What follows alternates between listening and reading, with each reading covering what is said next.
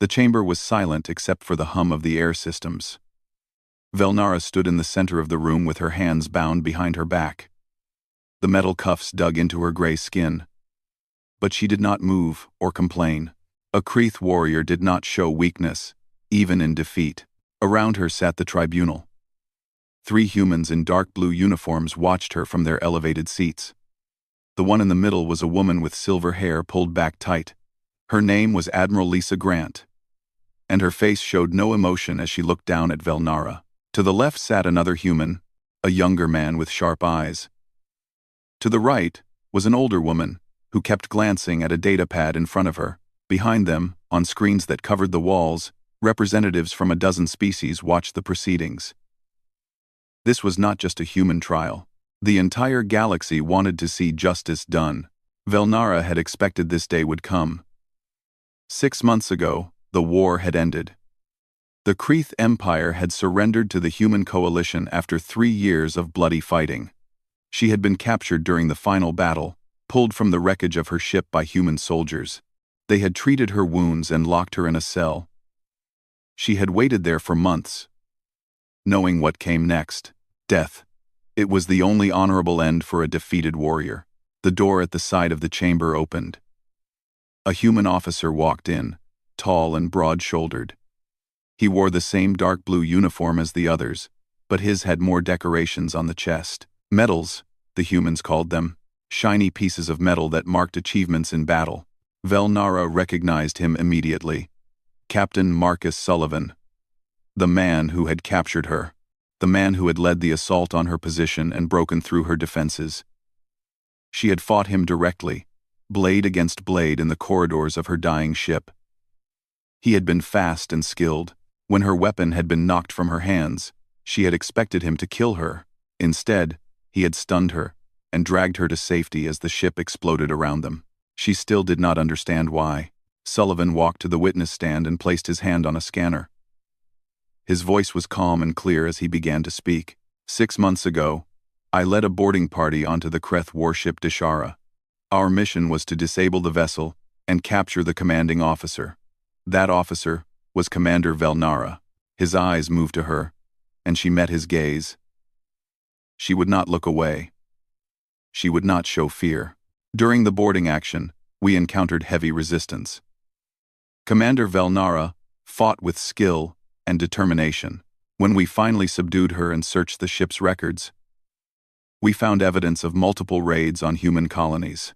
The room seemed to grow colder. Velnara kept her face still, but inside, her hearts beat faster. She knew what was coming next. Sullivan continued. One raid in particular stood out. 8 months ago, Velnara led an assault on New Haven Colony. The colony was primarily civilian, with minimal military presence. According to her ship's logs, she received intelligence that a human military base was hidden there. She ordered a full bombardment. The screens behind the tribunal changed. Images appeared. Burning buildings, bodies in the streets, human children crying over fallen parents. Velnara had seen these images before during the investigation. She had forced herself to look at each one. The intelligence was false, Sullivan said. There was no military base, just families, farmers, teachers, children. The bombardment killed 237 people. Another 100 were injured. Silence filled the chamber. Even the representatives on the screen said nothing. Admiral Grant spoke. Commander Velnara, you have heard the evidence. Do you deny these accusations? Velnara lifted her head. I do not deny them. I followed my orders. I acted as any Kreeth warrior would act. Your orders were to attack civilians? My orders were to destroy a military target. The intelligence said there was a base. I trusted my superiors. Did you verify this intelligence? Velnara hesitated. In Kreeth culture, questioning orders was a sign of weakness. A warrior obeyed. That was the code. That was honor. No, she said finally. I did not verify it. I had no reason to doubt my commanders. One of the other judges, the younger man, leaned forward. Did you see the colony before you attacked? Did you scan for military installations? I saw buildings. I scanned for weapons. I found some small arms, normal for any settlement. My orders said to proceed. And you proceeded? Yes. Admiral Grant looked at Sullivan. Captain, you were one of the first responders to New Haven after the attack. Tell us what you found. Tell us what you found. Tell us what you found. Tell us what you found. Tell us what you found. Sullivan's jaw tightened. For a moment, something flickered in his eyes. Pain, maybe. Or anger. But when he spoke, his voice remained steady. I found hell, he said quietly. I found parents trying to dig their children out of collapsed buildings with their bare hands. I found a school that had been hit directly. 20 kids died in that school. I found a hospital in flames with patients still inside. We saved some of them. Not enough. He paused, and the chamber waited. I also found people already working to rebuild, already planning to stay, already refusing to let fear win. That is who these colonists were. That is what Commander Velnara destroyed. Velnara felt something twist in her chest. She had written the raid in her official report as a successful strike against human military infrastructure. She had received a commendation from her superiors. She had been proud. She had never thought about the faces, the names, the lives. The tribunal deliberated for less than an hour. When they returned, Admiral Grant's expression had not changed. Commander Velnara, this tribunal finds you guilty of war crimes. You followed illegal orders without question. You attacked a civilian target without verification. You are responsible for the deaths of 237 innocent people. Velnara straightened her back. This was it. The moment she had prepared for. Death would come now, and she would face it with honor. She looked at Sullivan. I request the human captain perform the execution, she said. He defeated me in battle. By Creeth tradition, he has earned the right. Admiral Grant frowned.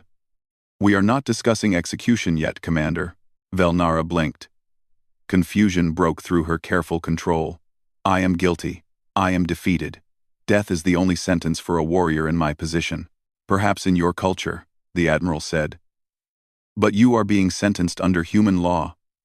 And under human law, we believe in something different. She nodded to Sullivan. The captain stood and walked to the center of the chamber, stopping a few feet from Velnara. Commander, he said, I could execute you. It would be legal.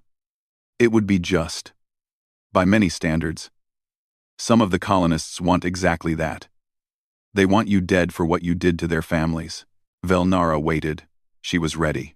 But I am not going to kill you, Sullivan said. Instead, I am offering you a different path. You will serve your sentence by helping rebuild New Haven Colony.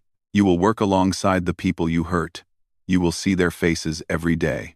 You will help repair what you destroyed. Velnara stared at him. You want me to perform manual labor? Like a servant? I want you to face the consequences of your actions. I want you to understand what you did. Death is easy, Commander. Living with what you have done and trying to make it right. That is hard.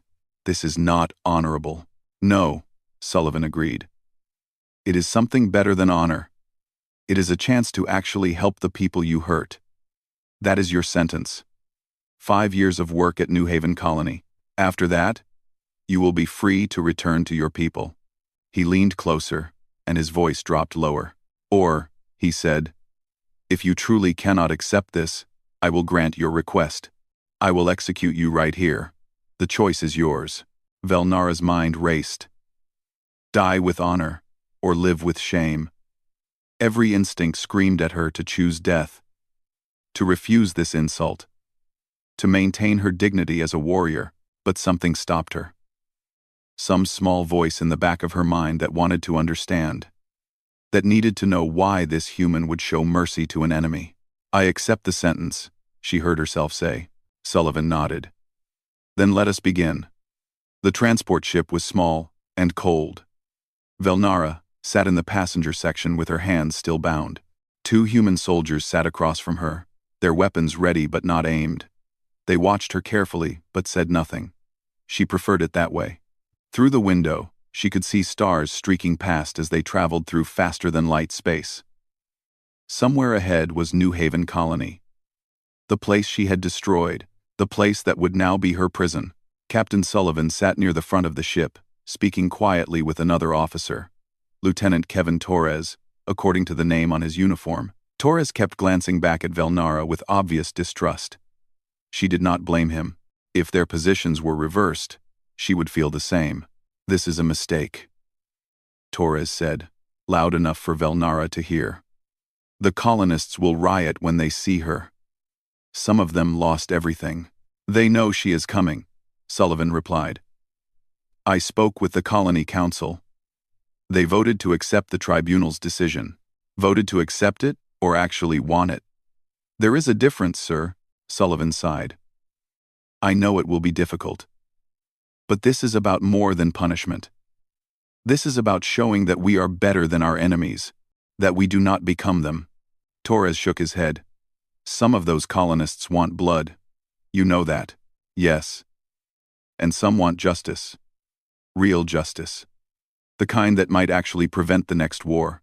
Velnara listened to this exchange with growing confusion. In Kreth culture, the defeated enemy was either killed or enslaved. There was no middle ground. No debate about mercy or justice. The strong ruled. The weak served or died. It was simple. It was clear. These humans made everything complicated. The ship dropped out of faster-than-light space, and New Haven appeared on the screens. Velnara leaned forward to see it better. The planet was green and blue, with white clouds swirling across its surface. It looked peaceful from orbit. Beautiful. Even, she remembered what it had looked like through her targeting systems 8 months ago. Just coordinates. Just a target. She had not thought about the colors or the clouds, or what it meant to the people living there. As they descended through the atmosphere, the damage became visible. The colony's main settlement spread across a valley near a wide river. Most of the buildings were low and simple, made from local materials, but scattered throughout were dark scars, burn marks, collapsed structures, empty lots where buildings once stood. Her doing. All of it. The transport landed on a pad at the edge of the settlement. The door opened, and hot air rushed in. Velnara stood, and the soldiers immediately moved closer. Sullivan gestured for them to step back. "She is not going to run," he said. "Are you, Commander?" "Where would I run?" Velnara asked. "This planet is surrounded by human ships. Your people control this entire system. I would not make it 100 meters. True. But that is not why you will not run, is it?" Velnara met his eyes. "No. I accepted this sentence. I will see it through." They removed her restraints. Her wrists ached where the metal had pressed against her skin. She rubbed them slowly, feeling the blood flow return. Outside, a small group waited. A dozen humans stood near the landing pad, their faces hard and cold. An older man stepped forward. He was tall and solid, with gray hair and scars on his arms. He wore work clothes covered in dust. "I am Brandon Cole," he said. "I run the construction teams here. You will be working for me." Velnara nodded. She had learned to recognize human authority structures. This man was not military, but he had the bearing of someone who led, someone who made decisions. "I understand," she said. "Do you?" Cole's voice was sharp. "Do you understand that every person here lost someone in your attack? Do you understand that some of these people wanted you dead? That I had to convince them to give this a chance? I understand that I am not welcome." "You are right about that." Cole stepped closer. "But Captain Sullivan believes you should have this opportunity. Admiral Grant approved it. So here you are. And I will tell you right now, if you cause any trouble, if you threaten anyone, if you give me any reason at all, I will have you locked up so fast your head will spin. Clear?" "Clear." Cole turned to Sullivan. "We will try this, Captain. But I make no promises about how it goes." "That is all I ask," Sullivan said. He looked at Velnara. "Remember what I told you. This is your chance to make things right. Use it." Then he was gone, back onto the transport. The ship lifted off and disappeared into the sky. Velnara watched it go and felt suddenly very alone. Cole motioned for her to follow. The group walked through the settlement, and Velnara saw more of the damage up close. A house with one wall completely gone, the inside exposed to the air, a shop with its windows blown out, a park where the grass had burned away, leaving only dirt and ash. People stopped to stare as she passed. Some whispered to each other. Others just watched with hard eyes. A woman spat on the ground near Velnara's feet. A man made a gesture that she did not understand but knew was an insult. They reached a large building at the center of the settlement. It looked newer than the others, hastily built. Inside was a medical facility. A woman in a white coat stood near a treatment table, her arms crossed. She was younger than Cole, with dark hair pulled into a tail behind her head. Her eyes were cold as ice. "This is Dr. Amy Walsh," Cole said. "She needs to clear you for work. Make sure you are healthy enough for labor." Dr. Walsh gestured to the table. "Sit." Velnara sat. The doctor pulled out a medical scanner and began running it over her body. She worked in silence, her movements quick and efficient. When she finished, she stepped back and looked at the results. She is healthy. Kreeth physiology is stronger than human. She will be able to handle heavy work without issue. "Ah. Good," Cole said. "We need the help." Dr. Walsh's jaw tightened. "I lost my sister in the attack.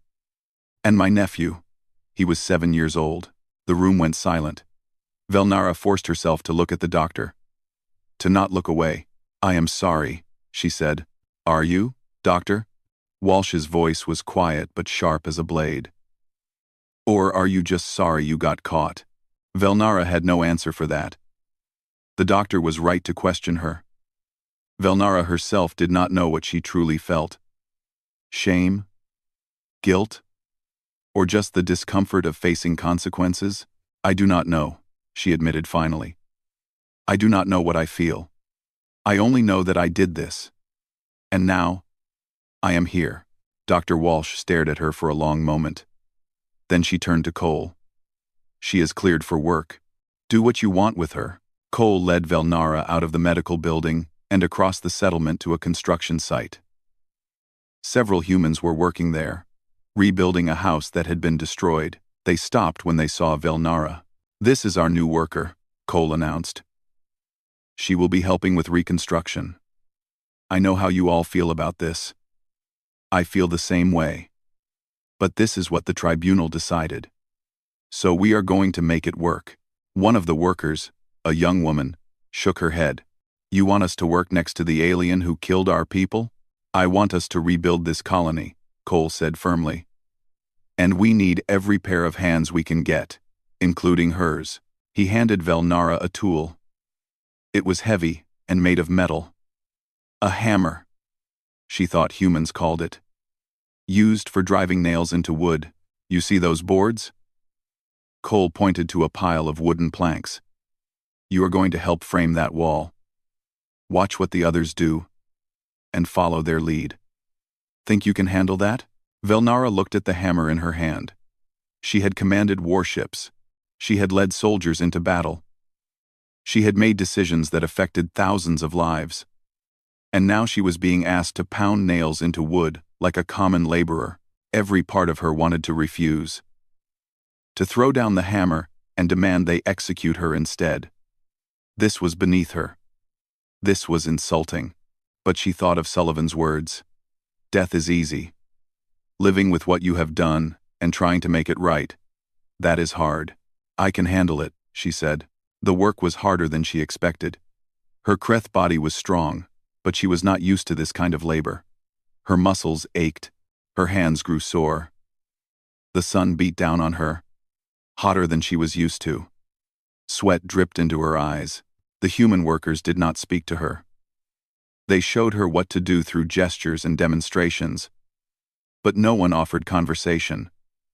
No one smiled. They worked in a circle of cold silence, and Velnara worked in the center of it, alone. By the end of the first day, her entire body hurt. Cole led her to a small building at the edge of the settlement. Inside was a single room with a bed, a table, and a window. Basic but clean. "This is where you will stay," he said. "There is a bathroom through that door. Meals will be brought to you 3 times a day. Do not leave this building except for work unless someone escorts you. Understood?" "Understood." Cole turned to leave, then stopped. "For what it is worth, you worked hard today. Harder than I expected. Maybe this will not be a complete disaster after all." He left. Velnara sat on the bed and looked at her hands. They were scratched and sore. She had never felt so tired in her life. But beneath the exhaustion, something else stirred. Something she could not quite name. It was not pride. It was not satisfaction. It was smaller than that. Quieter. Maybe it was the first seed of understanding. 3 weeks had passed since Velnara arrived at New Haven Colony. Her hands had grown tougher. Covered in calluses from the work, her muscles no longer ached as much. She had learned the rhythm of construction, the way humans built their homes piece by piece, nail by nail, but she had not learned how to make them stop hating her. Every morning, she walked from her small building to the construction sites. Every morning, the colonists stopped talking when she approached. They worked around her like water flowing around a stone, present but separate, there but not together. She told herself it did not matter. She had not come here to make friends. She had come to serve her sentence. 5 years of work, and then she would be free to return to her people. 5 years of silence and cold stares. She could survive that. Velnara was carrying boards across a worksite when she heard laughter. She looked up and saw a small human child playing near the edge of the construction zone. The girl had light brown hair tied back with a red ribbon. She was chasing something, a small animal with fur and a long tail. A cat, Velnara had learned they were called. "Sophie, stay back from there," one of the workers called. "It is not safe." The girl waved but kept playing. She could not have been more than 6 or 7 years old. Her clothes were simple and worn, but clean. She moved with the careless energy of a child who felt safe, who thought the world was good. Velnara felt something twist in her chest. She knew children had died in her attack. Sullivan had said so at the trial. 20 kids in a school. How many of them had been this girl's age? How many had been chasing cats and playing in the sun one moment and gone the next? She forced herself to look away and kept working. Later that afternoon, Dr. Walsh came to the site. She carried a medical bag and began checking on the workers. It was hot that day, and the doctor wanted to make sure no one was getting too much sun or becoming dehydrated. When she reached Velnara, she paused. "You need water," Dr. Walsh said, handing her a bottle. "Creath biology may be stronger than human, but you still need to stay hydrated." Velnara took the bottle and drank. The water was cold and good. "Thank you." Dr. Walsh watched her for a moment. "You are working hard. Brandon says you have not missed a day or complained once. I accepted this sentence. I will complete it. Is that the only reason? Because you have to?" Velnara set down the bottle. "What other reason would there be? I do not know. I am trying to figure you out, Commander." "You do not act like I expected." "What did you expect?" "I expected you to be cold. Arrogant. To act like this work was beneath you. But instead, you just work. You follow orders. You stay quiet." "Doctor." Walsh tilted her head. "It is almost like you are trying to disappear." Velnara had no answer to that. Maybe the doctor was right. Maybe she was trying to disappear. To get through each day without thinking too much about where she was or what she had done. The doctor left, and Velnara went back to work. But the conversation stayed in her mind. Why was she working so hard? Just to complete her sentence? Or was there something else, some part of her that wanted to prove she could do this? That wanted to show these humans she was not just a destroyer? She did not know. She did not want to know. The next morning, Velnara was helping to raise a wall frame when Sophie appeared again. The girl came right up to the construction site, her cat cradled in her arms. "Hello," Sophie said, looking up at Velnara. You are really tall. Are you an alien? The workers nearby stopped and watched. Brandon Cole stepped forward, his face tense. Sophie, you should not be here. Go find your aunt. But I want to see the alien. We learned about different species in school. I have never met a Kreeth before. Velnara set down the beam she was holding and knelt down to be closer to the girl's height. Sophie did not step back or show fear. She just looked at Velnara with open curiosity. Yes, I am Kreeth, Velnara said carefully. My name is Velnara. I am Sophie. This is Mr. Whiskers. She held up the cat. The animal looked at Velnara with suspicious green eyes. Do you like cats? I do not know. I have never been close to one before. You can pet him if you want. He likes it when you scratch behind his ears. Velnara reached out slowly. The cat sniffed her hand, then allowed her to scratch its head. The animal began making a strange rumbling sound. Sophie giggled. He is purring. That means he likes you. One of the workers, the young woman who had questioned Cole on Velnara's first day, stepped forward. Sophie, honey, you need to go. This is not a good place for you to be. Why not? Everyone is working. I am not in the way. It is just not safe, okay? Please go find your Aunt Lisa. Sophie pouted but nodded. She waved at Velnara. Bye. Maybe I will see you again. The girl skipped away, her cat bouncing in her arms. Velnara watched her go and felt something cold settle in her stomach. That is Admiral Grant's niece, Brandon Cole said quietly. Her parents died in your attack. She lives with her aunt now. Velnara stood up slowly, the girl who had just smiled at her, who had let her pet her cat, who had shown no fear. That girl was an orphan because of Velnara's choices. She wanted to be sick. I did not know, she said. Would it have mattered? Cole's voice was not angry, just tired. Would knowing have changed anything? I do not know. Well, now you know. Now you have a face to remember. One of 237. The rest of the day passed in a blur.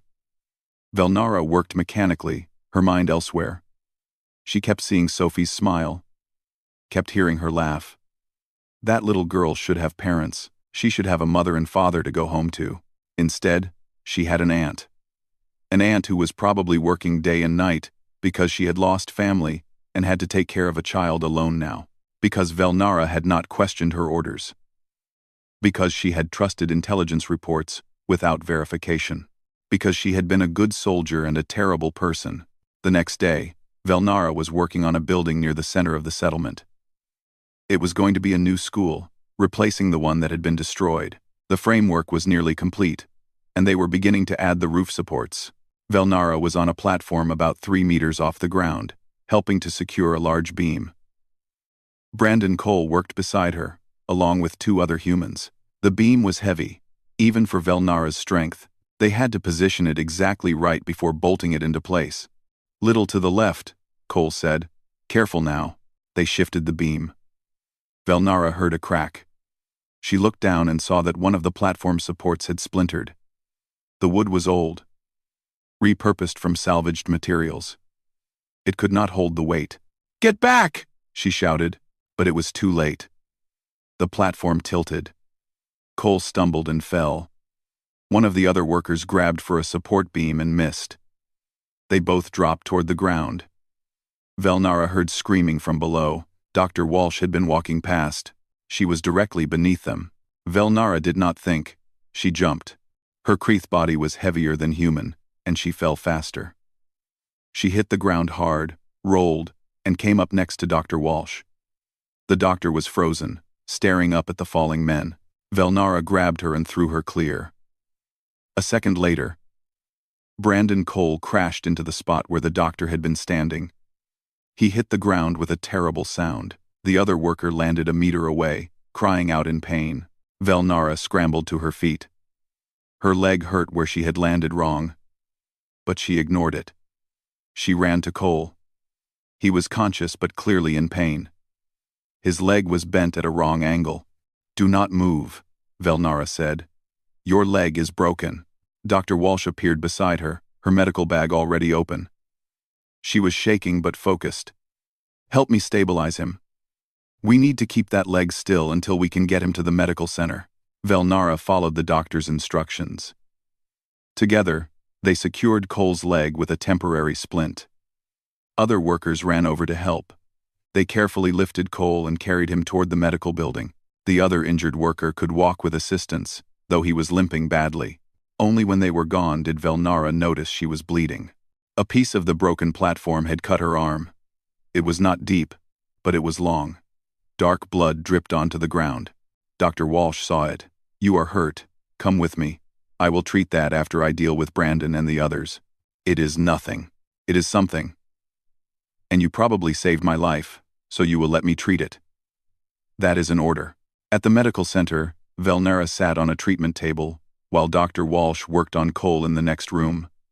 She could hear the man grunting in pain as the doctor set his broken leg. Eventually, Dr. Walsh emerged, looking exhausted. She came to Velnara and began cleaning the wound on her arm.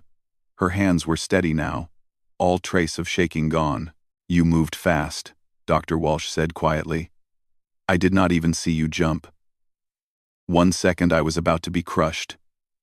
The next I was on the ground several meters away. Creth reaction speed is faster than human. Is that the only reason you did it? Because you are fast?" Velnara looked at her. "You were going to die. I stopped that. You could have been killed too. That was a dangerous jump. You could have broken bones or worse. I am stronger than humans. I knew I would survive." Dr. Walsh finished bandaging the wound and stepped back. "Thank you for saving my life. I know that does not change what happened. It does not bring back my sister or my nephew. But it means something. It means maybe you are trying to be better than you were." Velnara did not know what to say to that. She had acted on instinct. She had seen someone in danger and moved to help. It had not been about redemption or making up for past crimes. It had just been the right thing to do in that moment. But maybe that was the point. Maybe that was what Sullivan had wanted her to learn. That doing the right thing in the moment was what mattered. Not grand gestures or noble speeches. Just one choice at a time. One action at a time. "I should get back to work," Velnara said. "No. Brandon will be off his feet for weeks. I am shutting down construction for today so everyone can rest. You should go back to your quarters and take care of that arm." Velnara nodded and left. As she walked through the settlement, people watched her differently than before. Some still looked angry, but a few nodded. One old man even said, "Thank you," as she passed. It was not forgiveness. Not yet. Maybe never. But it was something. 3 months had passed since Velnara arrived at New Haven. The settlement was changing. New buildings stood where ruins had been. Gardens grew where burn scars had marked the earth. The colony was healing, piece by piece. Velnara was changing too, though she did not want to admit it. Her body had grown used to the work. She could lift beams that would take 2 humans to carry. Her hands no longer hurt at the end of each day. But the changes were not just physical. Something deeper was shifting inside her. Something she did not have words for. The colonists still kept their distance, but the wall between them had cracks now. Some workers spoke to her about the job. They asked her to pass tools or hold materials. A few even said good morning when she arrived at the work sites. It was not friendship, but it was no longer pure hate. Brandon Cole was back on his feet now, walking with a cane. His leg had healed well, according to Dr. Walsh. He still supervised the construction teams, and he still gave Velnara orders. But sometimes, when she did good work, he nodded his approval. Those small nods meant more than Velnara expected. On a cool morning near the end of her 3rd month, Dr. Walsh found Velnara working on the new school building. The structure was nearly complete now. Soon, children would fill these rooms. They would learn and play and grow. Some of them were probably orphans like Sophie, children who had lost parents in the attack. "There is a memorial service this afternoon," Dr. Walsh said, "for the people who died 8 months ago. I wanted to invite you to attend." Velnara set down her tools. "Why would you want me there?" Because you are part of this community now, whether you like it or not. And because facing what you did is part of your sentence. Captain Sullivan's orders. The captain is here. He arrived this morning. He wants to check on the colony's progress. And on you. Dr. Walsh looked at her carefully. Will you come to the service? Velnara wanted to refuse. The idea of standing among her victims' families, of hearing their grief spoken out loud, made something twist in her gut. But she had accepted this sentence. All of it. I will come, she said. That afternoon, Velnara walked to the colony's central plaza. A large crowd had gathered there. Someone had built a wall of names, carved into stone. 237 names, 237 people she had killed. Velnara stood at the back of the crowd, trying to be invisible. But people noticed her anyway. Some turned away. Others stared. A few faces showed anger. But more showed something else. Sadness, exhaustion, the worn-out look of people who had cried too many tears and just wanted to move forward. Captain Sullivan stood near the memorial wall. He looked the same as before, tall and solid in his uniform. But his eyes were tired. He had been fighting wars for a long time, Velnara realized. He had seen too much death. The service began. People came forward to speak about those they had lost. A woman talked about her husband, who had been a teacher. A man spoke of his daughter, who had loved to paint. An older couple remembered their grandson, who had wanted to be an engineer. Each story was a knife.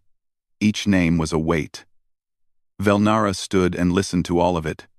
She forced herself to hear every word, to remember every face shown in the holograms that floated above the memorial. Children, adults, elderly, all gone because she had not asked questions, because she had blindly followed orders. When the service ended, people slowly left. Velnara remained, staring at the wall of names. She did not know what she was looking for. Forgiveness? Understanding? Some sign that this pain could ever heal? It gets easier, a voice said behind her. Not much. She turned. Captain Sullivan stood a few feet away. He looked at the memorial wall with eyes that had seen too many like it. Does it? Velnara asked. Does the pain truly fade? The sharp edges dull? You learn to carry it. That is the best you can hope for. He walked closer. Up close, she could see more of the weariness in his face. This man had fought hard and sacrificed much. Walk with me, Sullivan said. They left the plaza and walked toward the edge of the settlement. The sun was setting, painting the sky in shades of orange and purple. In the distance, the river reflected the colors like liquid fire. You have been working hard, Sullivan said. Brandon's reports say you have not missed a single day. You have helped rebuild 12 buildings. You saved Dr. Walsh's life and Brandon's. That is more than I expected. I am following the sentence. Is that all you are doing? Velnara did not answer right away. They reached a small hill overlooking the settlement. From here, she could see the entire colony. The new buildings stood out, brighter and cleaner than the old ones, signs of hope growing from ashes. I do not know what I am doing anymore, she admitted. When I came here, I thought I would work for 5 years, and then leave. I thought I would hate every moment. But now what? Now I see their faces. I know their names. Sophie waves at me when she sees me. Brandon nods when I do good work. Dr. Walsh thanks me for small things. They are becoming real to me, not targets, not numbers in a report. People. Sullivan nodded slowly. That is what I hoped would happen. That is why I offered you this sentence instead of death. Why did you? Velnara turned to face him. Why show mercy to an enemy? I killed your people. I destroyed their homes. You would have been justified in executing me. Sullivan was quiet for a long moment. When he spoke, his voice was low and heavy. I had a brother. His name was Peter. He was younger than me by 3 years. He was a medic, served on a hospital ship. 2 years ago, a Kreeth raiding party attacked that ship. They targeted it specifically. Medical ships are supposed to be protected under galactic law, but your people did not care about that. Velnara felt cold. What happened? Peter was trying to evacuate patients when the ship was hit. He got most of them out. But he did not make it himself. He died saving others. He was 24 years old. I am sorry. Are you? Or are you just saying what you think I want to hear? I do not know, Velnara said honestly. I do not know how to feel anymore. I look at that memorial wall, and I see numbers. 237. I hear stories and I see faces. But I cannot connect them to what I did. It feels like a different person fired those weapons. A different person who did not think or question or care.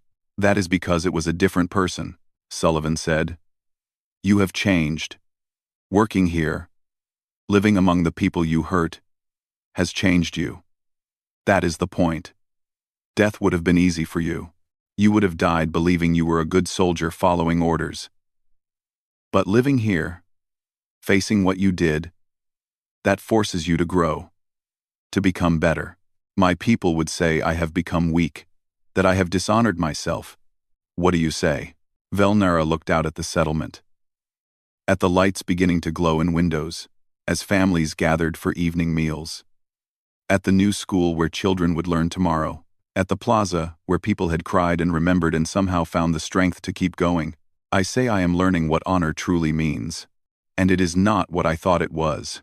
Sullivan smiled slightly. That is good. That is progress. They stood in silence for a while, watching the sun disappear below the horizon. Finally, Sullivan spoke again. I am going to tell you something that is not public knowledge yet.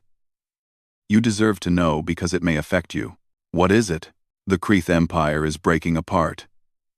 After the surrender, some factions accepted the peace terms, but others refused. Hardliners who think the surrender was cowardice, they are gathering ships, building a new fleet.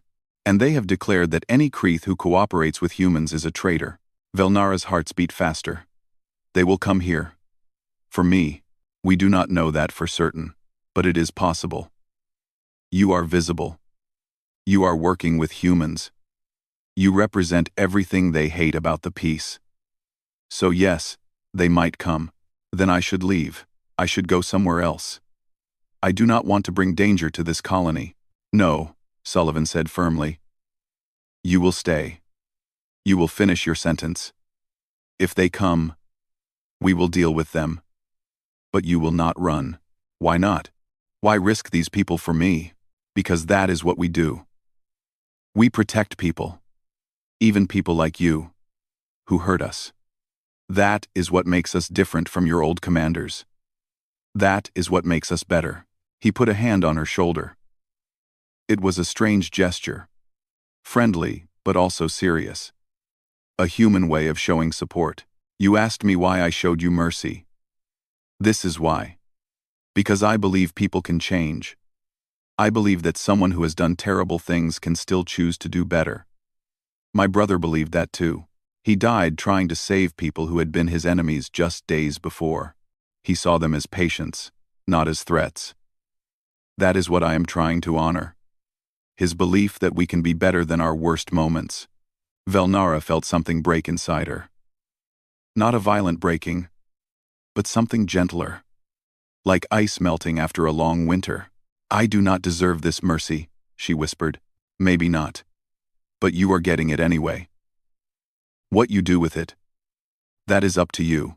Sullivan left shortly after, returning to his ship. Velnara walked back to her quarters slowly.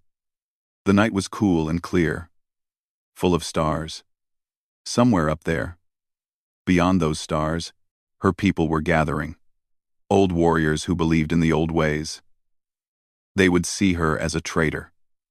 They would want her dead, but she was not the same warrior who had attacked this colony 8 months ago. That person had been certain, had known exactly what honor meant and how to achieve it. This new person, this changing person, was confused and uncertain. But maybe that was okay. Maybe uncertainty was better than blind conviction. In her room, Velnara lay on her bed and thought about Peter Sullivan. a young medic who had died saving enemies, a man she had never met but who had changed her life. His brother had offered her mercy because of him, because he believed people could change. Velnara decided she would try to prove him right, not for herself, not for honor, but for Peter Sullivan and all the other people who had believed in something better than revenge. Tomorrow she would return to work. She would keep building, keep learning, keep changing. And if the hardliners came, she would face them. Not as the warrior she had been, but as the person she was becoming. The alarm woke Velnara before dawn. She sat up in bed, her heart's racing. That sound meant danger. Ships approaching. Possible attack. She ran outside. Other colonists were emerging from their homes, looking up at the sky. In the darkness, she could see lights moving among the stars. Ships. Many of them.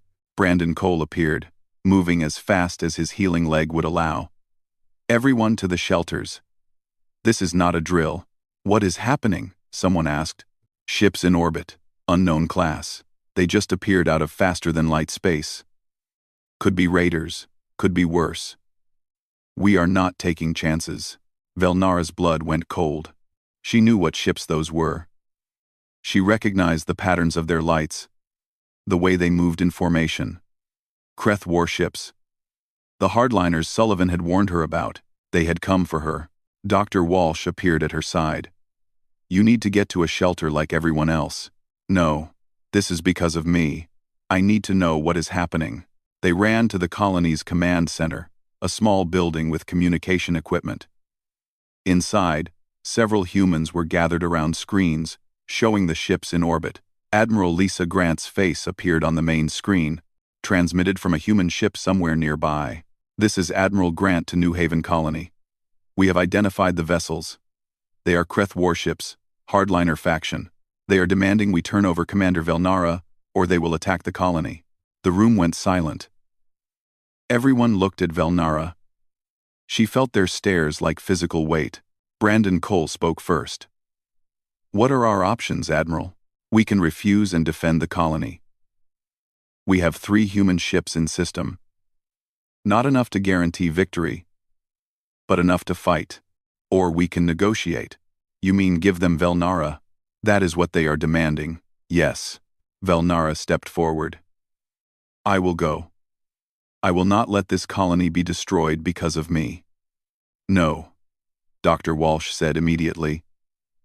We do not trade people. That is not who we are. She is right, Brandon added. We do not give in to threats. If we do it once, others will try the same thing. Admiral Grant's expression was grim. I agree. But I want everyone to understand what that means. Those ships have enough firepower to level the settlement. Many people could die. The door opened. Captain Sullivan entered, slightly out of breath. He must have come down from his ship in a hurry. His uniform was not properly fastened, and his hair was messy. I am taking command of this situation, he said. Admiral, keep our ships ready, but do not engage unless fired upon. I am going to try something else. What are you planning, Captain? I am going to talk to them, and Velnara is coming with me. Velnara nodded. She had expected this. I am ready. Not to give yourself up, Sullivan said. To negotiate. To show them what you have become. They will not listen. They will see me as a traitor. Maybe. But we have to try. Because if shooting starts, people will die. And I am tired of people dying. They took a small shuttle up to orbit.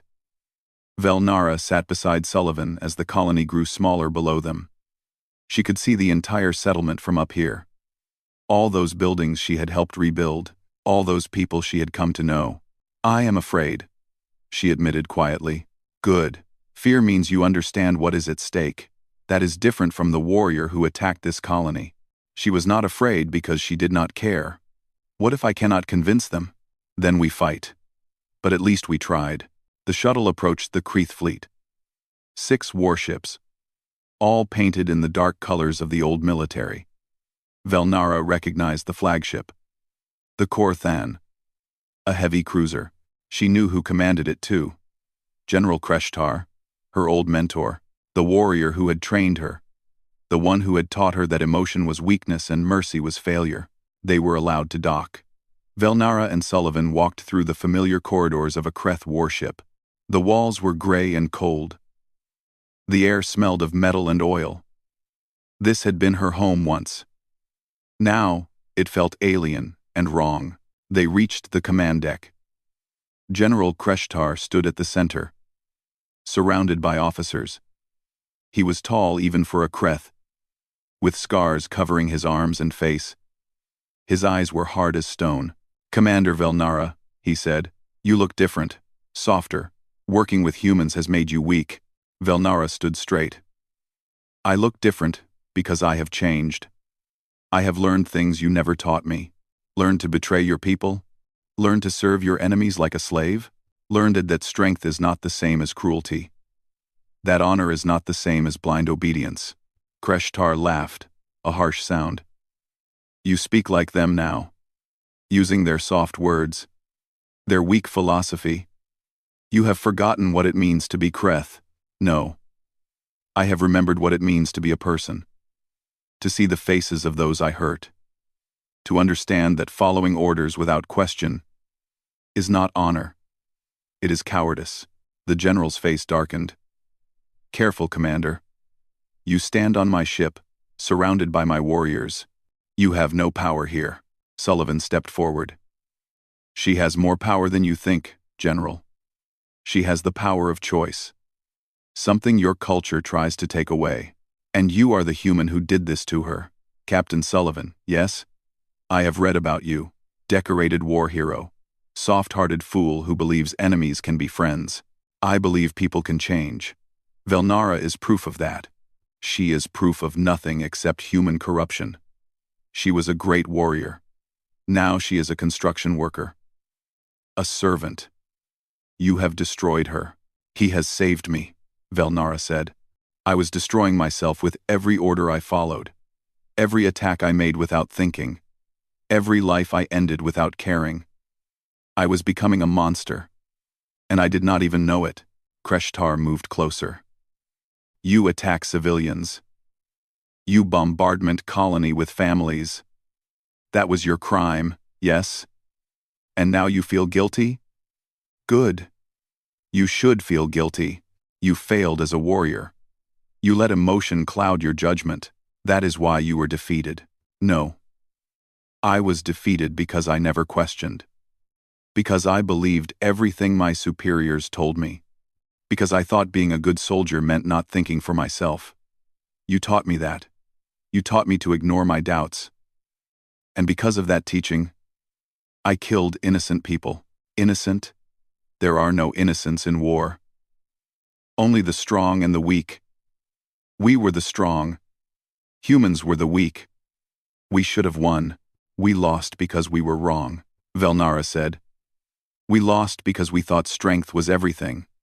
But humans showed us something different. They showed us that mercy is also strength. That rebuilding is harder than destroying. That facing consequences is braver than running from them." Kreshtar grabbed her by the collar and pulled her close. "You dare lecture me? I have commanded fleets. I have won battles. I have brought glory to our people. What have you done? You have surrendered. You have submitted. You have betrayed everything we stand for. Then maybe everything we stand for is wrong." The general threw her back. She stumbled, but caught herself. Sullivan moved to help her, but she waved him off. She could stand on her own. "I am not returning with you," Velnara said. "I am staying at New Haven Colony. I am going to finish my sentence, and then I am going to help build peace between our people and humans. Because that is what true warriors do. They protect life. They do not just take it. Then you are a traitor, and traitors deserve death." "Death is easy," Velnara said, echoing Sullivan's words from months ago. "Living with what I have done, trying to make it right, that is hard, and I choose the hard path." Kreshtar turned to his officers. "Prepare weapons. We will destroy the colony and this traitor together." But one of the officers hesitated. "General, Commander Velnara has honor." She faces us openly. She does not hide behind humans. Perhaps we should listen to her words. She has no honor. She serves our enemies. Another officer spoke up. She worked to rebuild what she destroyed. Is that not the action of a warrior with conscience? Is that not strength? It is weakness. But more officers were listening now. Velnara could see doubt in their faces. They had been told she was a coward and a traitor. But here she stood, facing them without fear, speaking truths they had never been allowed to question. Velnara spoke to them directly. I know what you were taught. I was taught the same things. Emotion is weakness. Mercy is failure. Obedience is everything. But those teachings led me to kill children. They led me to destroy families. They led me to commit crimes I cannot undo. Is that truly honor? One of the younger officers stepped forward. What did you learn from humans, Commander? What did they teach you? They taught me to think, to question, to see people as individuals, not just targets. They taught me that admitting mistakes is stronger than hiding from them, that facing consequences is braver than seeking easy death. And you believe this? The officer asked. I do. Because I have lived it. I have worked beside people I hurt. I have seen their faces every day. I have helped rebuild what I destroyed.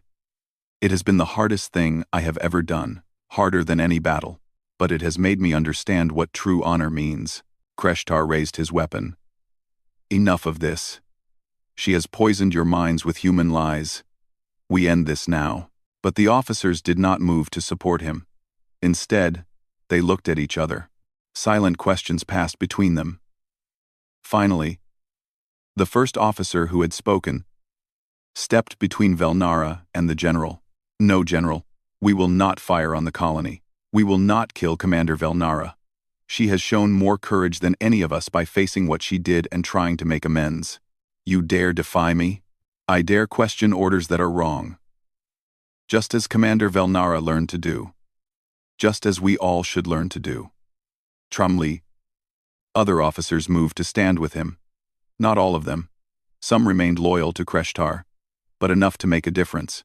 The fleet was divided. Kreshtar's face twisted with rage. You are all traitors. All of you. When I return to the homeworld, I will report this. You will all be punished. Then we will face that punishment, the first officer said. But we will not attack innocents. We will not kill one of our own for trying to be better. That is our choice. Kreshtar looked around at his divided crew. Finally, he lowered his weapon.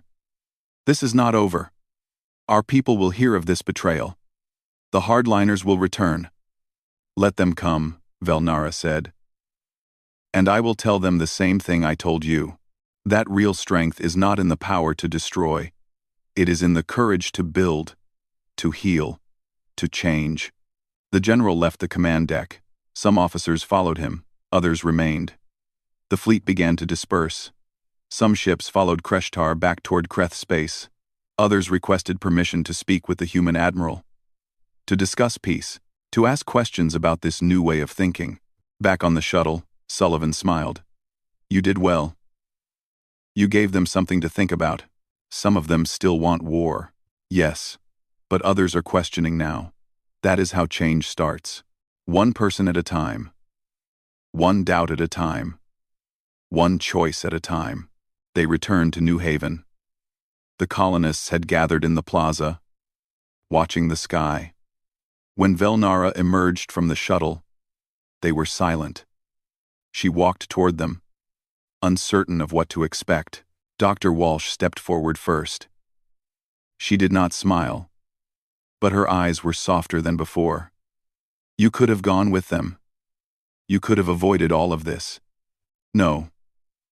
This is where I belong now. With the people I hurt. Trying to make things better. Brandon Cole nodded. Then you had better get back to work. We still have buildings to finish. Velnara felt something warm spread through her chest. Not quite happiness.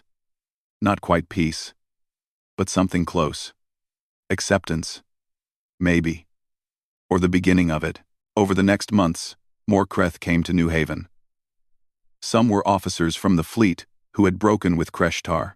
Others were civilians who had heard about Velnara and wanted to see this strange colony where an enemy became a builder. She talked to all of them. She told her story again and again. She showed them what humans had taught her about mercy and redemption. Some listened, some did not. But every conversation planted seeds. Every story gave someone else the courage to question. 5 years after arriving at New Haven, Velnara completed her sentence. Captain Sullivan, now promoted to Admiral, attended the ceremony.